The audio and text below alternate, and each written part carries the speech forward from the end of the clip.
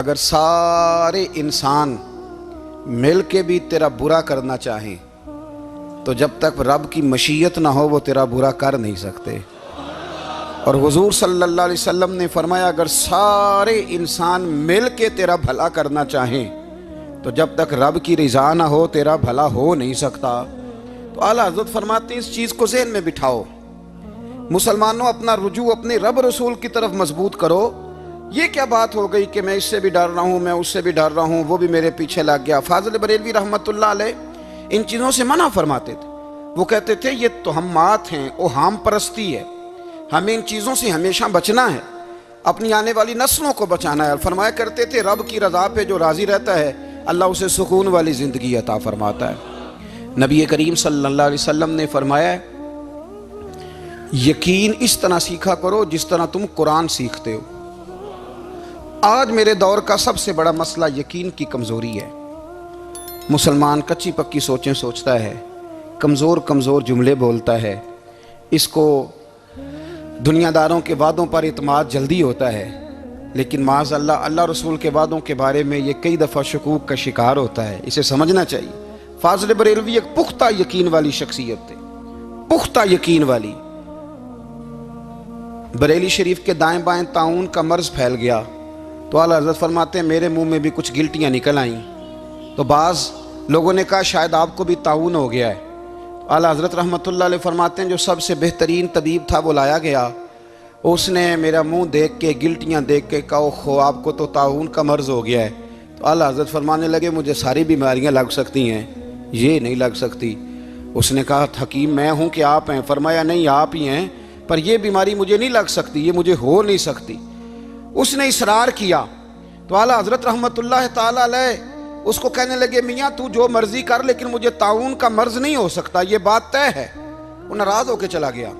अब ताउन की जो गिल्टियाँ होती थी ना वो बड़े बड़े महीनों नहीं जाती थी, तकलीफ रहती थी। आला हज़रत कहते मैंने उसी रात ना थोड़ी सी काली मिर्चों का सफ़ूफ बनाया और मिसवाक में रख के जब मुंह के अंदर छिड़का तो थोड़ा सा खून निकला और मेरा मुंह बिल्कुल ठीक हो गया। सवेरे मैंने कहा बुलाओ ना अपने हकीम को जो कहता था ताउन हो गया है। तो लोग कहने लगे हुजूर आपको वैसे कैसे पता था ताउन नहीं है? फरमाने लगे पता इस तरह था कि अल्लाह के रसूल सल्लल्लाहु अलैहि वसल्लम ने एक दुआ इरशाद फरमाई है।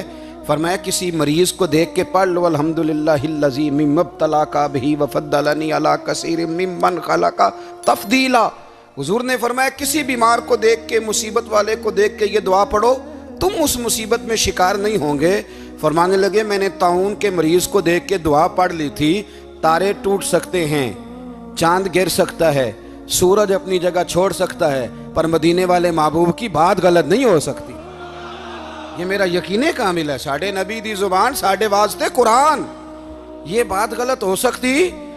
मजबूत यकीन फाजिल बरेलवी का, मजबूत नजरियात। आला हज़रत रहमतुल्लाह ताला अलैह से किसी ने कहा आप किस तरह के मोमिन हैं, किस तरह के मोमिन हैं?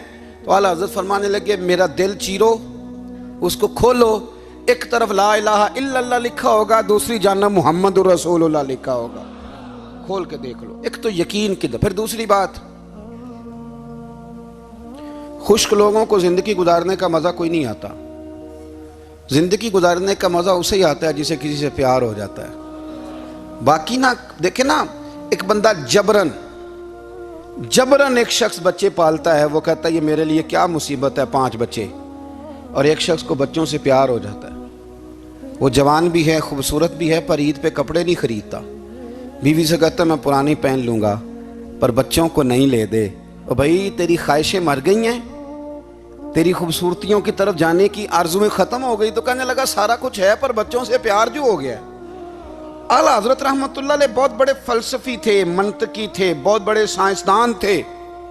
यहाँ बड़ा संजीदा इज्तिमा है, मैं बड़ी ख़ास बात करने लगा हूँ। सारे साइंसदान कहते हैं ज़मीन घूमती है। आला हज़रत ने इतनी मोटी किताब लिखी है ज़मीन साकन है। फरमाते थे हम जैसे मर्जी साइंसदान कहेंगे आपने दलाइल दिए हैं। आप फरमाते हैं जब नबी करीम अलैहिस्सलाम की हदीस मुस्लिम शरीफ में मौजूद है कि जब अल्लाह ने ज़मीन को पैदा किया ज़मीन कांपने लगी तो अल्लाह ने पहाड़ों को मीखें बना के, किले बना के अंदर लगा दिया तो ज़मीन ठहर गई। फरमाने लगे जब मुस्तफ़ा करीम ने कह दिया ठहर गई है तो सारे साइंसदान भी कहें तो हम मानने को तैयार नहीं कि घूमती है। उन्होंने दलाइल दिए। वो हमें ना रोज़ कह देता है डॉक्टर आपकी तबीयत ख़राब है, खांसी है, घर में किसी और को तो नहीं? हाँ जी है जी। वो कहते उसी की वजह से हो गई है। ओ खुदा के बंदे, नबी करीम अलैहिस्सलाम ने फरमाया बीमारी मुताद्दी नहीं होती, एक से दूसरे को नहीं लगती। और बड़े सादे अंदाज में मुस्लिम की हदीस है, एक सहाबी ने कहा या रसूलल्लाह मेरे ऊँट को उस ऊँट से खारिश पड़ गई है। तो अल्लाह के रसूल फरमाने लगे तेरे ऊँट को तो उससे पड़ी, तो उसको कहाँ से पड़ी थी? कहने लगा जी वो तो कुदरती मामला है। तो हुजूर फरमाने लगे ये भी कुदरती मामला है। अब हमें जो मर्जी, आला हज़रत के ज़माने में लोगों ने कहा कशिश सकल है, ज़मीन अपनी तरफ चीज़ों को खींचती है। दलील क्या है? वो कहने लगे जी सेब गिरता है तो ज़मीन पे, आम गिरता है दरख्त से तो ज़मीन पे, अमरूद गिरता है तो, अनार गिरता है तो ज़मीन में कशिश है, खींच लेती है। आला हज़रत फरमाने लगे शाबाश, साइंसदान जो कहेंगे हम मानेंगे। फरमाने लगे ज़मीन ने आधा किलो का सेब खींच लिया है, 1.5 पाव का अनार खींच लिया है, पर हमने गुब्बारे में 1.5 छटांग हवा भर दिया, वो तो ज़मीन से खींचा नहीं गया। ये किस किस्म की कशिश शकल है? ये अभी 2 साल पहले डॉक्टर अब्दुल कदीर खान का मजमून छपा था रोज़नामा जंग में। वो कहता है मुझे वो मौलवी चाहिए था जिसके पास कुरान हदीस भी हो और साइंस के उलूम भी हों। कहता मैंने ज़माने के दरवाजे खटखटाए, फिर मैं पहुंचा बरेली के इमाम के पास, और कहता वहाँ जाके ना मैं ठहर गया हूँ, इसलिए कि मुझे कुरान और सुन्नत का नूर भी मिला है और मुझे साइंस के रमूज भी मिले हैं। ये वाहिद शख्स है, ये वाहिद शख्स है जो दीन को साइंस का पाबंद नहीं करता बल्कि साइंस को मदीने वाले का गुलाम बनाता है, मदीने वाले का गुलाम बनाते। तो आला हज़रत फरमाने लगे अजीब फ़लसफ़ा है ना जी, आम खींच लिया उसने, सेब खींच लिया, अमरूद खींच लिया, पर उससे 1.5 छटांग वाला गुब्बारा। तो लोगों ने कहा हुजूर फिर मसला क्या है? आप फरमाने लगे मसला ये है कि हर चीज़ अपनी असल की तरफ लौट जाती है। हर चीज़ अपनी, सेब अमरूद अनार ज़मीन से पैदा होते हैं तो ज़मीन पे गिरते हैं। हवा की असल ऊपर है, इसलिए जब गुब्बारे में हवा भरेंगे तो हवा उसको ऊपर ले जाएगी। हाँ जब उससे हवा निकल जाएगी तो फिर गुब्बारा जो जिसकी असल होती है उधर लौट जाता है। इंसान मिट्टी से बना है तो जाता कहाँ है? मिट्टी देते मिट्टी रहना ही एवं कादी बल्ले बल्ले, अज मिट्टी दे उत्ते बंदिया ते कल मिट्टी दे थल्ले। तो आला हज़रत रहमतुल्लाह ताला अलैह ने ना अपने सारे उलूम को नबी पाक का गुलाम बना दिया।